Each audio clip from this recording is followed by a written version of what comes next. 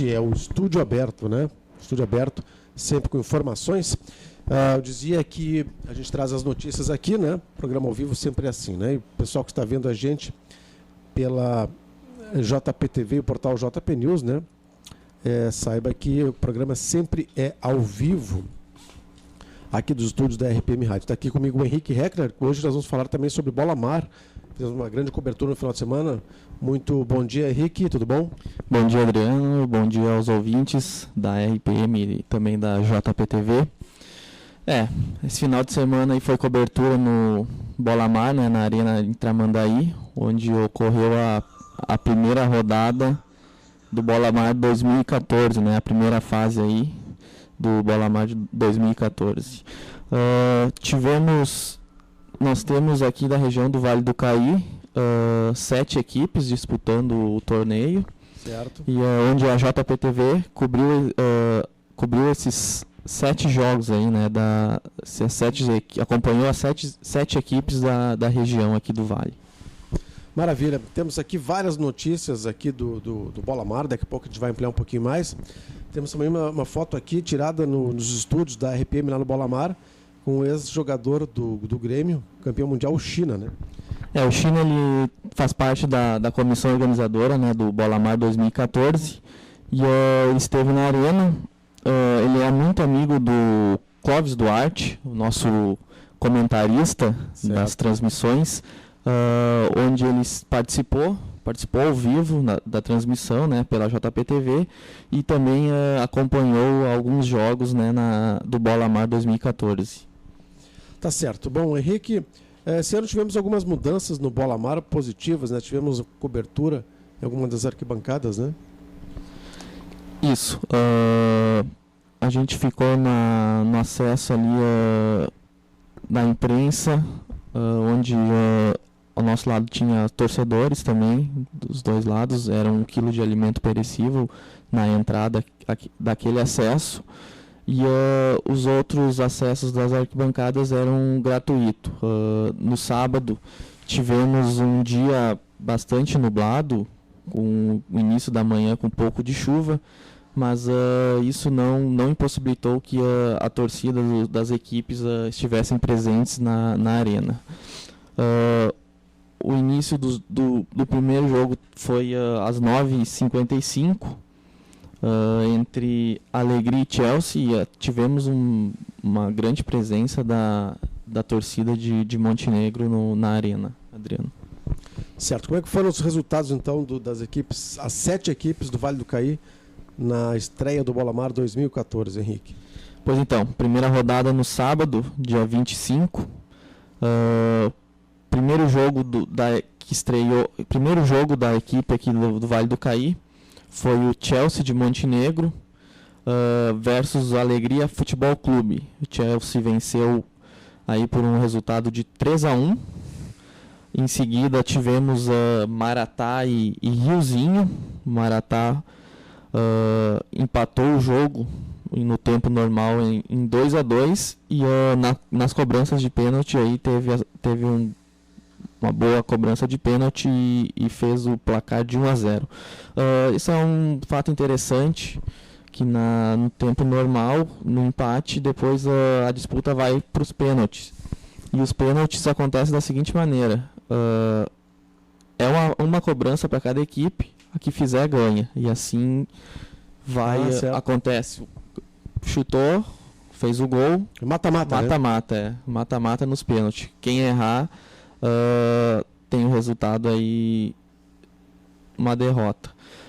Às 11h40 tivemos Garibaldi e Brochir, a equipe de Brochir, que é composta por vários jogadores aqui da cidade de Montenegro.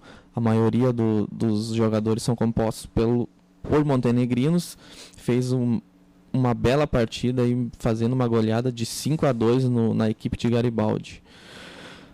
No domingo, ainda na primeira rodada, dia 26, tivemos a abertura oficial do Bola Mar, com as equipes de Qualiterme de Novo Hamburgo e Mônaco de Montenegro.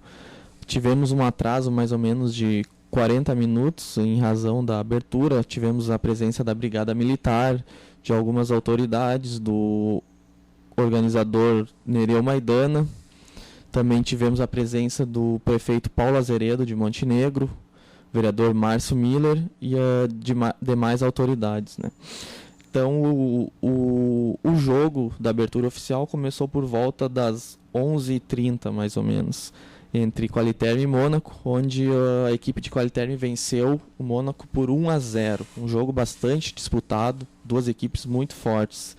Em seguida tivemos ainda na parte da manhã o clássico caiense, né, que era muito esperado aí pelos caienses, né? O clássico caiense foi dois times muito fortes, mas o Boécio, o Ei Boécio, Rosas Uai Boécio e Labarca, o Boécio venceu por 4-1. Um resultado aí, a equipe do Boécio vem muito forte. Boa presença de público? Boa presença do público, sempre, bastante torcedores na arquibancada, sempre lotada a arena em todos os jogos. Em seguida, na parte da tarde, fechando a rodada das equipes do Vale do Caí, tivemos a maior goleada do Bola Mar, que foi entre as equipes de Bruxos Futebol Clube, de Canoas, e a Jennifer de Montenegro. Uma goleada aí, a Jennifer tomou 7-1. A total equipe do Bruxos comandou a partida do início ao final. Então foram esses os jogos da primeira rodada, na primeira fase. E no próximo final de semana a JPTV estará lá cobrindo, né, mais jogos das equipes do Vale do Caí. Adriano. Ok, Henrique, muito obrigado pela participação. A gente segue com mais informações aqui e estaremos de volta aí no final de semana lá em Tramandaí, né, Henrique? Isso mesmo. Na próxima semana, a JPTV cobrindo aí o Bola Mar 2014, com a segunda rodada que acontece no sábado, onde teremos 2 jogos às 16h40 entre as equipes Jennifer e Boécio de São Sebastião do Caí, e às 17h30 com Bruxos Futebol Clube versus o Mônaco de Montenegro. Já no domingo, teremos aí a equipe de Brochir, domingo dia 2, às 10h45, Brochir versus Alegria. Às 16h40, Labarca versus a equipe de Riozinho. E fechando a segunda rodada do Bola Mar, Chelsea contra Maratá, às 17h30. Muito bem. Outra informação agora, saindo do Bola Mar para assuntos gerais. A nossa equipe de reportagem esteve agora pela manhã em Pareci Novo, né, em busca de informações sobre algumas denúncias do forte cheiro, né, vindo de Pocilgas, né. Vocês tiveram, o repórter Henrique Heckner e a repórter Clarice Almeida estiveram agora pela manhã no Pareci Novo, né? Isso, a gente foi até através de umas denúncias anônimas a respeito do mau cheiro na RS 124, em razão do odor dos os produtores de suínos, né? Ali na RS 124, quem passa sente o cheiro bastante forte, né? E fomos conversar na Prefeitura Municipal de Pareci Novo com o secretário de Meio Ambiente, o Edson Miller. Ele comentou que chegam bastante denúncias, né, na Prefeitura, reclamações desse mau cheiro, e que a Prefeitura agora, devido a esse calor que fez, o cheiro é mais forte ainda, né? Então a Prefeitura aí vai tentar resolver esse problema, implantando um novo processo aí para evitar esse odor nas localidades, né? Muito bem. Agora são 11h43, 11h43. Nós continuamos aqui com o estúdio aberto pela Rádio Progresso de Montenegro. Bem, Henrique, o interessante é que as prefeituras do interior aí estão tentando cada vez mais a instalação de novas pocilgas para aumentar a arrecadação do município, né? E em função disso aumenta esse cheiro. Então essas denúncias estão sendo feitas, né, por uma ação que a prefeitura está fazendo, que é incentivar que os produtores tenham novas pocilgas, né? A prefeitura apoia, né, dá um apoio a esses produtores de suínos.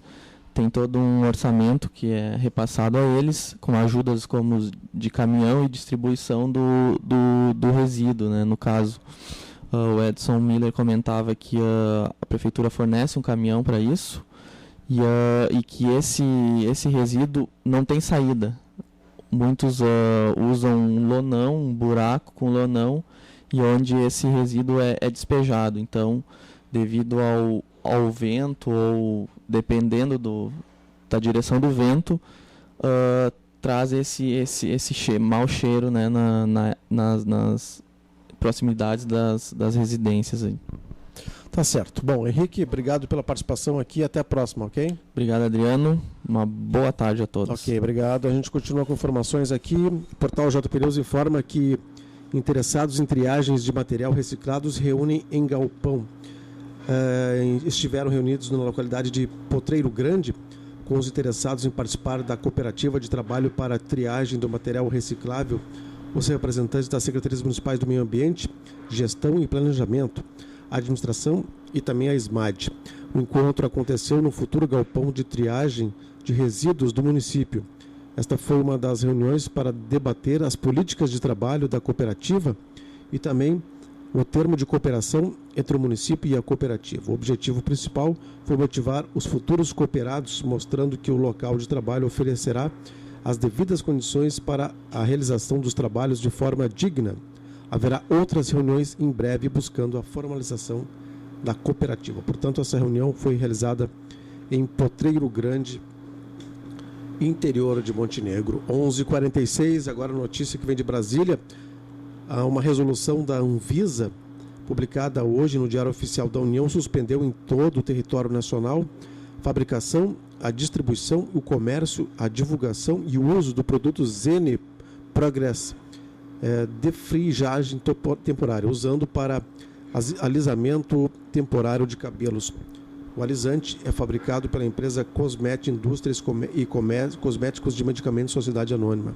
De acordo com o texto, um laudo de análise fiscal emitido pela Fundação Ezequiel Dias, referente a um lote específico, apresentou o resultado insatisfatório no ensaio de pH.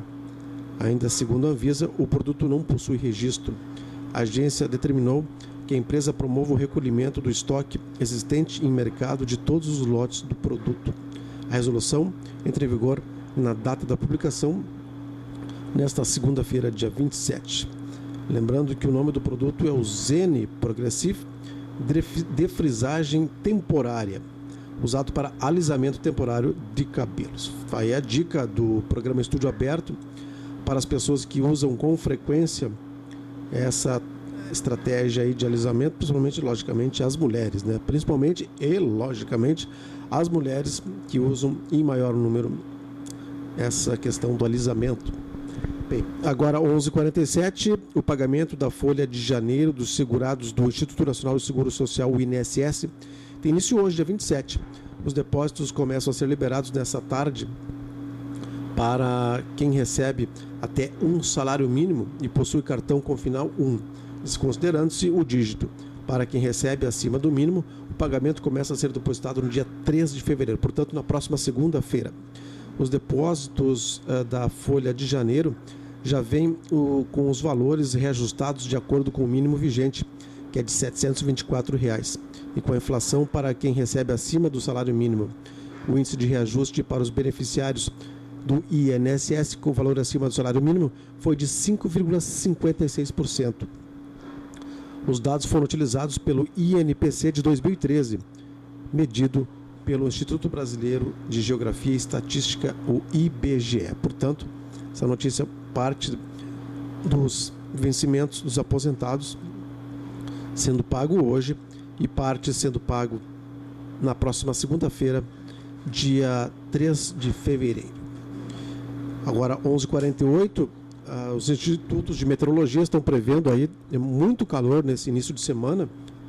E segunda, terça e quarta deveremos ter temperaturas beirando os 35 graus novamente. Lembrando que na semana passada houve recorde em alguns municípios, onde em algumas cidades, como Canoas, por exemplo, a temperatura máxima medida em termômetro digital chegou a 48 graus centígrados. Olha só, essa notícia boa aqui. Ônibus metropolitanos estão autorizados a embarcar passageiros na capital. Havia uma previsão de greve dos transportes dos metroviários hoje, né? E a notícia diz assim, ó, após reunião, 2 decisões devem tornar o impasse sobre o transporte coletivo em Porto Alegre mais tenso, enquanto os grevistas sinalizam com o retorno total ao trabalho, desde que as catracas sejam liberadas. A Prefeitura, por sua vez, libera o transporte de passageiros por ônibus metropolitanos na capital gaúcha. Os funcionários do transporte coletivo de Porto Alegre afirmam que a greve é por tempo indeterminado e que somente retornam ao trabalho em 2 hipóteses. Ou o sindicato patronal retoma as negociações ou libera as catracas. A paralisação afeta mais de 1 milhão de usuários. Portanto, a Prefeitura está liberando o transporte de passageiros por ônibus na capital. No início da manhã, alguns ônibus ficaram parados nas suas garagens, mas a tendência é que, segundo a Prefeitura, esteja normalizado nas próximas horas. 11h50, chegou a hora de falarmos de esportes aqui no Estúdio Aberto. 11h50, vamos falar agora do Inter, né? Já falamos bastante de bola-mar.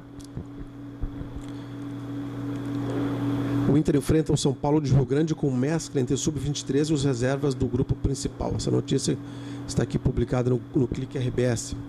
Aos poucos, o grupo principal do Inter começa a encarar o gauchão. O primeiro desafio de alguns jogadores será o São Paulo de Rio Grande, já na quarta-feira, às 7h30 da noite, no Estádio Vale, em partida válida pela 4ª rodada do gauchão. Um detalhe, o técnico Abel Braga estará na Casa Mata, na vaga de Klemer. Os jogadores que estiveram em campo no segundo tempo do jogo treino contra o Cerâmica, sábado, têm grandes chances de estrear na temporada. Um esboço do time para o jogo seria Agenor, o Cláudio Vinck, Índio, Hernando e Fabrício, Augusto, Josimar, Valdívia e Alan Patrick, Eduardo Sacha e Wellington Paulista. Os garotos Maurílio, Gladstone, Ailon podem ter passagem também para esse jogo, que o Inter deve mesclar parte da equipe sub-23 com a equipe titular que está sendo projetada pelo Colorado. E alguns jogadores reservas devem ter chance também. Bem, o Grêmio foi bem ontem, venceu o Aimoré por 4-1. O jogo foi realizado na Arena. O Aimoré que já havia perdido na estreia do Gauchão para o Novo Hamburgo. O primeiro Grêmio de Anderson Moreira passou do teste. Fiel a seu estilo, o técnico montou uma equipe ousada, mesmo com 3 volantes, e comemorou sua estreia com uma goleada de 4-0 sobre o Aimoré na Arena na tarde de ontem. Os torcedores aprovaram a atuação e até aplaudiram de pé alguns jogadores, como o uruguaio Maxi Rodrigues. O jogo teve um público interessante e o Ederson Moreira começou a sua trajetória no Grêmio oficialmente com esse jogo, já na 3ª rodada do Gauchão. O Ederson Moreira já colocou em campo a sua equipe, já que o Grêmio tem uma diferença do Inter. O Grêmio vai ter a Libertadores agora nos próximos dias, né? Então precisa deixar a sua equipe mais ajustada. E o Inter, por sua vez, tem o Gauchão e apenas a Copa do Brasil nos primeiros dias agora dos meses de verão. Essa é a diferença, e o Grêmio tem que ajustar a sua equipe com mais rapidez para poder estar 100% na disputa da Libertadores da América. Eu chego com uma notícia agora ainda do esporte, né? O ex-técnico da seleção brasileira, o Carlos Alberto Parreira, fez uma crítica aí à organização da Copa do Mundo. A passividade dos políticos brasileiros na organização da Copa de 2014 virou alvo de críticas do coordenador técnico da seleção, o Carlos Alberto Parreira. Tendo visto de perto os detalhes finais dos preparativos para a Copa de 2010 na África do Sul, Parreira lamentou o desleixo com os projetos previstos para ocorrer no Brasil. Um dos exemplos citados pelo coordenador técnico é a situação dos aeroportos brasileiros, né?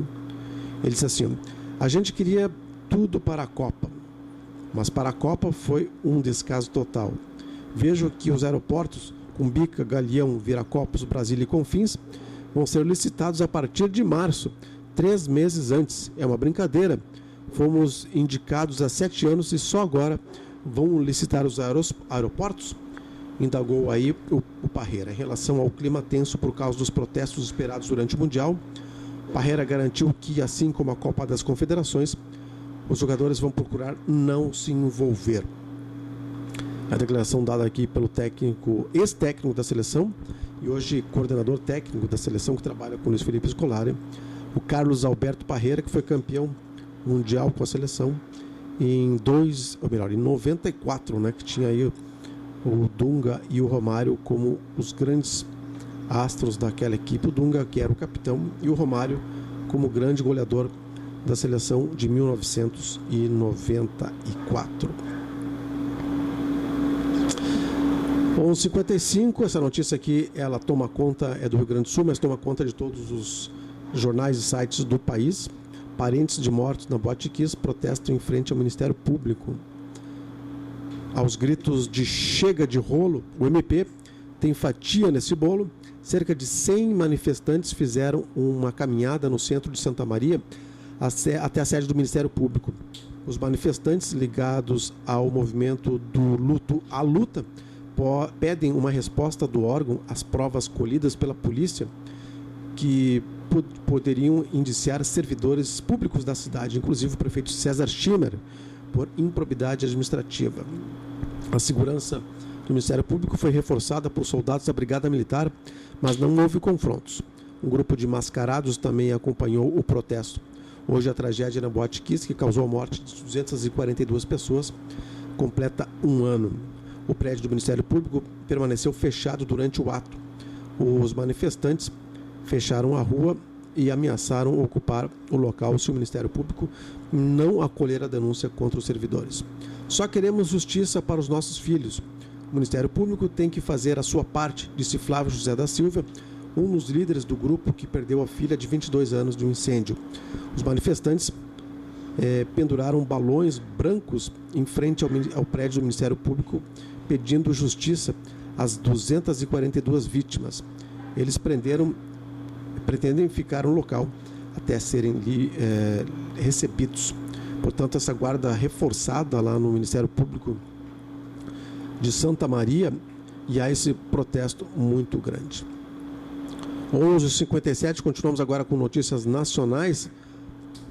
A presidente Dilma Rousseff deverá se reunir com ministros nessa semana para discutir ações para conter as manifestações contra a Copa pelo país assim que voltar de Cuba. O ministro Gilberto Carvalho tem dito que sua pasta está com 2 focos no momento, a Copa e a questão dos rolezinhos. Semana passada, Gilberto disse que sua preocupação, assim como do governo, é evitar erros na Copa. Os movimentos sociais e as manifestações estão sendo monitoradas por várias áreas do governo, como a própria Secretaria e a Casa Civil, além de setores de segurança. No último sábado, um jovem de 22 anos foi baleado por policiais militares após manifestações em São Paulo. É uma expectativa de que haja muitas manifestações envolvendo aí a Copa do Mundo, principalmente no período da Copa do Mundo, e o governo federal quer se precaver. Já tivemos uma bela prévia do que pode acontecer e o que deve acontecer na Copa do Mundo de 2014 foi na Copa das Confederações, onde vários manifestantes reagiram às ações da Brigada Militar e da Polícia Civil. Então, deveremos ter uma manifestação também na Copa do Mundo, e o governo federal já está tratando de estratégias para evitar que essas manifestações tenham reflexos mais negativos no país. Bem, nós vamos encerrando por aqui o nosso Estúdio Aberto, agradecemos a sua audiência e voltamos amanhã, a partir das 11h30 da manhã, com mais uma edição do Estúdio Aberto, com as notícias aqui do portal JP News e notícias do Brasil e do mundo. Tenham todos uma boa tarde.